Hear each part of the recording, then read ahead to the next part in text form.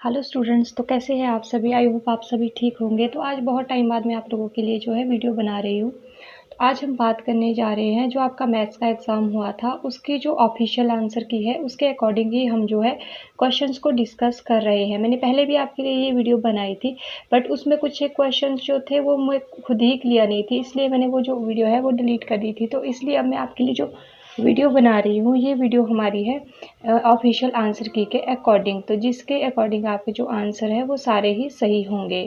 तो जब भी आप एग्ज़ाम में जाओ तो उससे पहले एक बार इस जो हमारे प्रीवियस ईयर क्वेश्चन पेपर है उनको अच्छे से पढ़ लेना, क्योंकि आपने देखा होगा कि मैक्सिमम जितने भी आपके जो क्वेश्चन है वो रिपीटेड आ रहे हैं। कई बार तो एज इट इज़ जो पूरी की पूरी स्टेटमेंट है वो उठा ली जा रही है। तो इससे क्या होगा कि आपके जो क्वेश्चन है वो बहुत ही सही होने के चांसेस बन जाते हैं। चलिए फिर स्टार्ट करते हैं। फर्स्ट क्वेश्चन क्या कहता है आपका, the ultimate purpose of Gandhian education is the. तो इसका जो राइट आंसर है अकॉर्डिंग टू फाइनल आंसर की वो है आपका promotion of human beings. Next question क्या कहता है आपका, education was bought in concrete list according to which amendment of constitution. तो ये सभी को ही पता है कि 42nd अमेंडमेंट ऑफ कॉन्स्टिट्यूशन जब हुआ था उस टाइम पे जो आपका एजुकेशन है उसको कहाँ रखा गया था, कंक्रीट लिस्ट में रखा गया था। नेक्स्ट क्वेश्चन क्या कहता है आपका, free and compulsory education was recommended by. तो ये क्वेश्चन भी हमने डिस्कस कर लिया था। तो ये किसके द्वारा रिकमेंडेड किया गया था, कोठारी कमीशन के द्वारा। नेक्स्ट क्वेश्चन क्या कहता है आपका, विच committee was set by Government of India in 1990 to review the implementation of National Policy on Education 1986। तो इसका जो राइट आंसर है वो क्या होगा आपका, इसके अंदर आपका आ जाएगा रामामूर्ति कमेटी। तो आपका राइट आंसर क्या आ जाएगा यहाँ पर, रामामूर्ति कमेटी, ऑप्शन नंबर 1। तो ये आपके फाइनल आंसर की के अकॉर्डिंग ही सारे आंसर है। नेक्स्ट है, which is the first school of a child education. तो ये क्वेश्चन आपको पता है कि सारे क्वेश्चन ही रिपीटेड है। तो इसमें क्या आ जाएगा आपका, इसमें आपका आ जाएगा फैमिली। नेक्स्ट है आपका, which committee was appointed to suggest improve in the university education system. तो इसके लिए कौन सी कमेटी को जो है वो रखा गया है। इसका जो राइट आंसर है वो आपका क्या आएगा, ये आपने यहाँ पर बताना है। तो इसका जो राइट आंसर है वो है आपका सैडलर कमेटी। ठीक है, तो यहाँ पर क्या है आपका सैडलर कमीशन भी हम इसको बोलते हैं, या सैडलर कमीशन जो हमारा है उसके अंदर ही क्या होता है, इसमें ही सजेशन दी जाती है इम्प्रूवमेंट इसकी यूनिवर्सिटी एजुकेशन सिस्टम के इम्प्रूवमेंट के लिए। नेक्स्ट क्या है आपका, exchange of idea between two and more person is. ये भी डायरेक्ट क्वेश्चन है आपका, कम्युनिकेशन। तो ये भी गलत होने के कोई भी चांसेस आपके नहीं है। नेक्स्ट है आपका, you are training in a public speaking and debate, which of the following characteristics can you not expect to develop. तो इसके अंदर क्या आ जाएगा आपका, कंट्रोल ओवर इमोशन। ये क्वेश्चन भी आपका रिपीट है। एंड नेक्स्ट क्वेश्चन क्या कहता है आपका, which of the following is the incorrect pair. तो इसका जो राइट आंसर है वो है आपका सोशल लर्निंग थ्योरी ब्रूनर की। तो ये यहाँ पर क्या है आपका इनकरेक्ट है। नेक्स्ट क्वेश्चन है आपका, which of the following principle is used in shaping behaviour in Skinner operating conditioning. तो इसका जो राइट आंसर है वो है आपका प्रिंसिपल ऑफ सक्सेसिव अप्रोक्सीमेशंस। तो जिसने भी ये क्वेश्चन किए हैं उनके मैक्सिमम इसमें सही है। नेक्स्ट है आपका, which one of the following is not a web browser. तो ये क्या है आपका फेसबुक। नेक्स्ट है आपका, स्वयं इज अ पोर्टल फॉर। इसके अंदर आपका आ जाएगा promoting high quality education. Second है आपका, improving access to high quality education. And the third है आपका, telecasting high quality education content free of charge. तो ऑप्शन नंबर डी आपका यहाँ पर राइट आंसर है। नेक्स्ट क्वेश्चन है आपका, government has approved the Swayam Prabha project for operationalize how many DTH channels. तो इसका जो आपका आंसर है वो है 32 अकॉर्डिंग टू द आंसर की। बट जब इसके बारे में हम पढ़ते हैं तो इसमें या तो 34 देते हैं या 40 चैनल आपके देते हैं। तो ये क्वेश्चंस जो हमारा है इसमें मुझे डाउट था, बट जो आपका HPPSC ने इसका जो आंसर करेक्ट किया है वो है आपका 32। तो अब जिसके भी जो भी एग्ज़ाम है तो वो उसको अपने दिमाग में बिठा ले कि इसका जो राइट आंसर है वो क्या आ जाएगा, 32 आ जाएगा। तो इसको भी आप ध्यान से पढ़ लेना एक बार, क्योंकि ये थोड़ा करेक्शन सा, पहले भी जब हमने इसके बारे में डिस्कस किया था तो उस टाइम पे भी बच्चों के डाउट थे कि सिर्फ 40 चैनल आते हैं, 34 आते हैं या 32 आते हैं।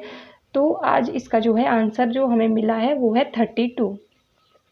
नेक्स्ट है आपका, रैम इज़ प्लेस्ड ऑन। तो इसका जो राइट आंसर है वो है आपका मदरबोर्ड।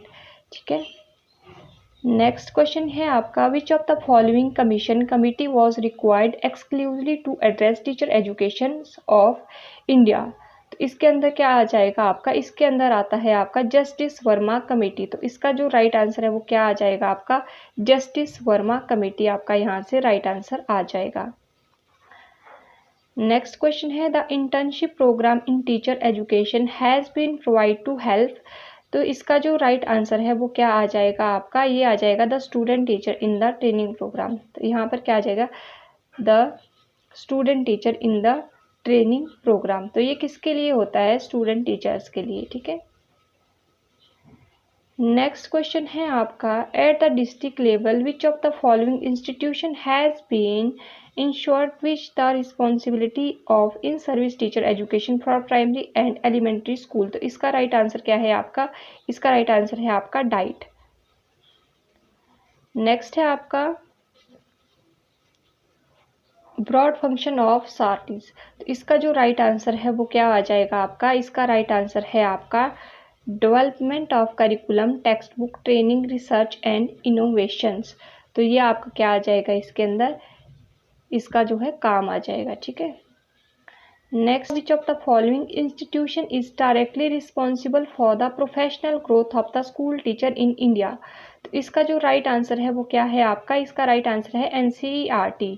तो ये भी सही किया है जिसने भी ये किया है। नेक्स्ट है आपका, सर्व शिक्षा अभियान adopted which of the following. तो ये आपको सभी को पता है, जीरो रिजेक्शन पॉलिसी। तो आपके ये थे कुछ एक जो भी मैथ्स का आपका फाइनल या प्रोविजनल आंसर की आपके HPPSC द्वारा दी गई थी उसके अकॉर्डिंग सारे क्वेश्चंस। तो इसका मेन मोटिव यही है कि जो आपके क्वेश्चन हो वो जब भी आप एग्जाम में जाओ सारे के सारे सही करके आओ, ठीक है। तो कुछ एक जो मैं आपके लिए अब क्वेश्चंस बनवाऊंगी, एक दो दिन में ही मैं आपके लिए बनवा दूंगी। तो वो रहेंगे हमारे एमएड एंट्रांस में। तो वहाँ पर जो आपके एमएड एंट्रांस में आपके एजुकेशन साइकोलॉजी से जितने भी इंपॉर्टेंट क्वेश्चन पूछे गए हैं उसके बारे में हम डिस्कस करेंगे। तो वहाँ से भी बहुत ज़्यादा चांसेस बन जाते हैं कि आपको वहाँ से भी 2 या 3 क्वेश्चन जो है वो एग्जाम में देखने को मिले। तो नेक्स्ट हम बात करेंगे इसके बाद जो हमारा है वो है हमारा कॉमर्स का पेपर। तो वो मैंने पहले भी आपको फाइनल आंसर की के साथ ही प्रोवाइड किया था, बट मैंने दोनों ही जो क्वेश्चन पेपर है उनको कंबाइन करके डाला था। तो वो हमारी जो एक प्लेलिस्ट है वहाँ से डिलीट हो चुका था, इसलिए मैंने इसी में ही उसको डाल दिया है ताकि जो आप बाद में जो भी बच्चे जिनके भी एग्ज़ाम बचे हैं तो वो वहाँ से देखकर उसको फॉलो कर सकते हैं। और साथ ही साथ में उसमें जितने भी क्वेश्चन आंसर है वो सारे according to the final answer की ही दिए गए हैं। तो वहाँ पर कोई भी जो है डाउट की गुंजाइश नहीं है। तो वहाँ से आपके सारे ही क्वेश्चन ठीक हो जाएंगे। क्वेश्चन नंबर फर्स्ट आपका क्या कहता है, education psychology is concern with the study of. शैक्षणिक मनोविज्ञान का संबंध निम्न डैश के अध्ययन से है। तो आपने इसमें से बताना है। फर्स्ट है आपका फिलॉसफी ऑफ एजुकेशन, सेकंड है आपका एजुकेशनल लर्निंग, थर्ड है आपका ह्यूमन लर्निंग, फोर्थ है आपका टीचिंग मेथड। तो एजुकेशन जो साइकोलॉजी है वो किससे संबंध रखती है, तो आपसे ये यहाँ पर पूछा गया था। तो इसका जो राइट आंसर है वो है आपका ह्यूमन लर्निंग। तो फाइनल जो आपके आंसर की है उसके अकॉर्डिंग इसका जो राइट आंसर है वो ऑप्शन नंबर सी है।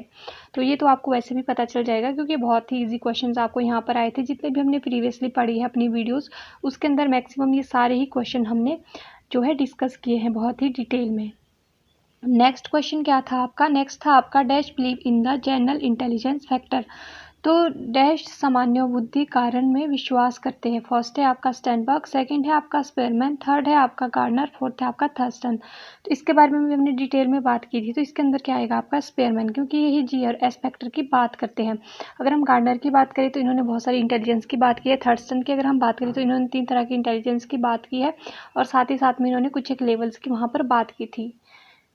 नेक्स्ट क्या है आपका, नेक्स्ट क्वेश्चन है आपका what are the 3 component of the educational process. तो ये आपके प्रीवियसली जो क्वेश्चन पेपर था उसमें भी ये क्वेश्चन डायरेक्ट आया था। तो इसका राइट आंसर आना था आपका टीचर, स्टूडेंट एंड इसके साथ साथ आपका एजुकेशन। तो ऑप्शन क्या आ जाएगा इसका, ऑप्शन नंबर 20 का राइट आंसर है। नेक्स्ट है आपका which is the first school for a child education. तो ये सभी को ही पता होगा, इसका राइट आंसर फैमिली है। ये क्वेश्चन भी पहले आ चुका है। नेक्स्ट है आपका the ceremony of initiation of education in Buddhism is called. तो ये हमने बहुत बार डिस्कस किया है। तो इसका राइट आंसर क्या आना था आपका, इसका है आपका पुपचा, ठीक है। अगर हम बात करें उपनयना सेरेमनी, तो ये सारा किसका है, ये हमारा जो वैदिज्म या वैदिक एजुकेशन सिस्टम है उसके अंदर ये आ जाता है। ठीक है, नेक्स्ट क्वेश्चन है आपका, school are basically social institution as, तो जो विद्यालय है वो मूलतः सामाजिक संस्था है। तो आपने बताना है इसका राइट आंसर क्वेश्चन नंबर 6 का, क्यों इसको कहा जाता है social institution. They preserve and instil the value of our culture in future generation, they suggest way and means for social progress, they suggest solution to social problem, they are establish by the society. तो इसका right answer क्या है, option number A. तो ये भी आपका जो question है ये भी एज इट इज़ ही उठा दिया गया है प्रीवियस जो भी आपके एग्जाम हुए हैं हिंदी और फिजिक्स का, उसमें से ही। नेक्स्ट क्या है आपका, development of language in children according to BF Skinner is the result of. अब जो BF स्किनर है उनके अकॉर्डिंग जो बच्चों के अंदर लर्निंग है यानी कि भाषा का विकास है वो किस चीज़ का एक तरह से हम कह सकते हैं परिणाम है या रिजल्ट है। तो है फर्स्ट है आपका ट्रेनिंग एंड ग्रामर, या हम बच्चों को ट्रेनिंग देंगे एंड साथ में ग्रामर पढ़ाएंगे। सेकंड है इमिटेशन एंड रीइंफोर्समेंट, थर्ड है इनेट एबिलिटी, फोर्थ है मैचुरेशन। अगर आपने BF स्किनर के बारे में थोड़ा भी पढ़ा होगा तो ये मेनली बात करते हैं रीइंफोर्समेंट की। तो इनका यहाँ से ही आप आइडिया लगा सकते थे कि राइट आंसर क्या आएगा, इमिटेशन एंड रीइंफोर्समेंट। तो यही आपका जो है राइट आंसर आपके आंसर की के अकॉर्डिंग भी है। नेक्स्ट है आपका मेटाफिजिक्स मीन्स, ये मैंने बहुत बार आपको करवाया था जहाँ पर हमने बहुत सारे जो भी हमारे मेटाफिजिक्स हो गए, वेदांताज हो गए, इस सारी चीज़ के हमने डिस्कस किया था। तो उसमें से इसका राइट आंसर क्या है, exploring the nature of ultimate. तो यही जो है वो आपका राइट आंसर भी है। नेक्स्ट है आपका, what type of candidate should be employ as teacher, किस तरह के कैंडिडेट को एक टीचर होना चाहिए। फर्स्ट है the one who possess good communication skill with the minimum professional qualities. तो ये तो नहीं होगा क्योंकि एक टीचर के पास एक पर्टिकुलर जो है प्रोफेशनल क्वालिफिकेशन होनी चाहिए। सेकंड है the one who is a good with the content and the communication skill. तो ये हो सकता था बट ये नहीं है क्योंकि कम्युनिकेशन स्किल एंड जो कंटेंट है उसके अलावा भी बहुत सारी और चीज़ें मैटर करती है। The one who possess educational and professional qualification with higher order, तो ये भी नहीं है। फिर है आपका इसमें the one who has a request education and professional qualifications. तो आपका right answer option number D आपका यहाँ पर आ जाएगा। नेक्स्ट है आपका, which one of the following policy document was called the Magna Carta of the western education system in India.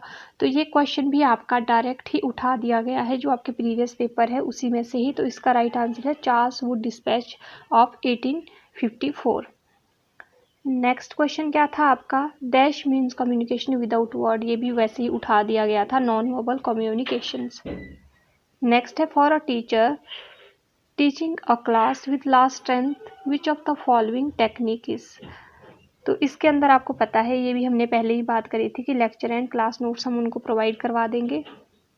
Next है आपका, बुनियादी शिक्षा प्लान इज बेस्ड ऑन, तो ये सभी को ही पता है कि महात्मा गांधी जी के प्लान्स को ही बुनियादी शिक्षा प्लान्स कहा जाता है। तो ये भी यहाँ से आपका राइट आंसर हो जाता है।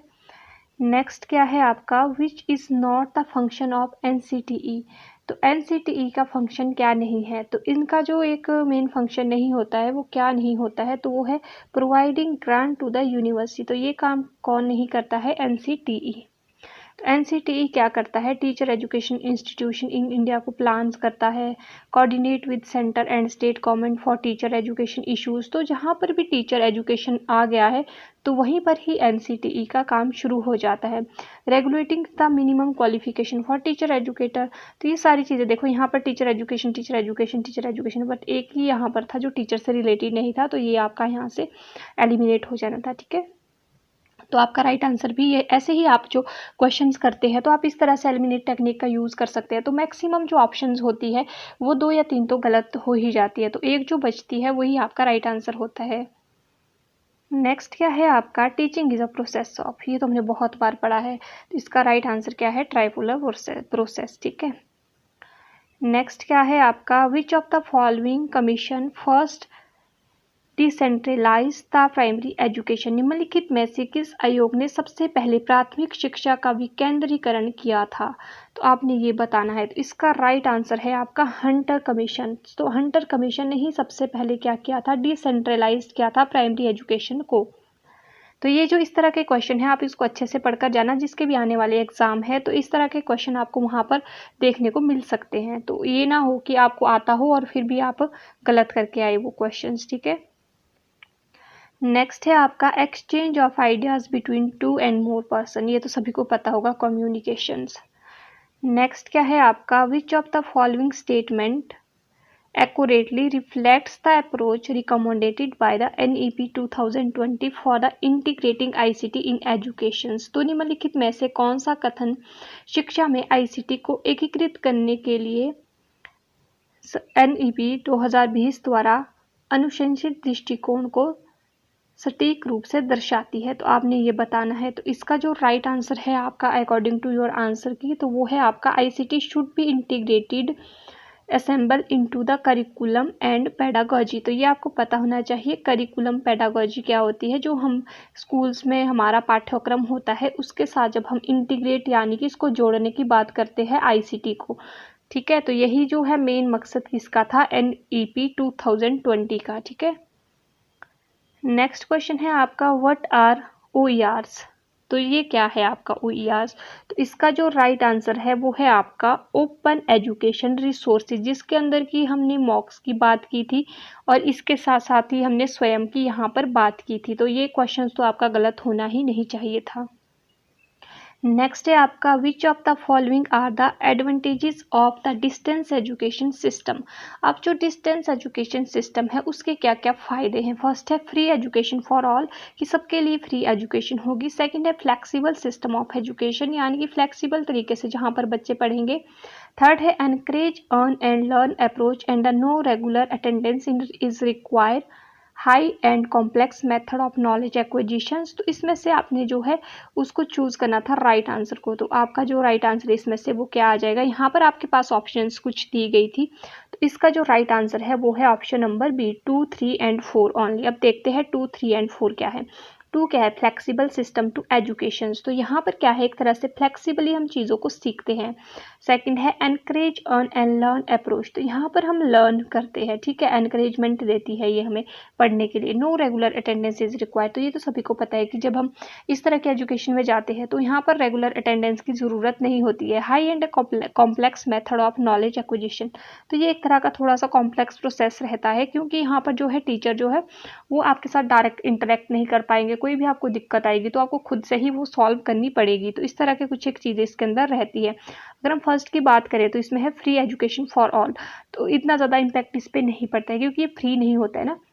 जब भी आप डिस्टेंस एजुकेशन सिस्टम की बात करते हैं तो यहाँ पर आपको कुछ ना कुछ, जैसे आप फॉर्म भरते हैं, जैसे आप प्राइवेट कोई चीज़ कर रहे हैं घर से, तो आप उसको भी इससे लिंक कर सकते हैं। तो वहाँ पर आपको थोड़े बहुत पेज वहाँ पर फीस वगैरह करनी पड़ती है, ठीक है।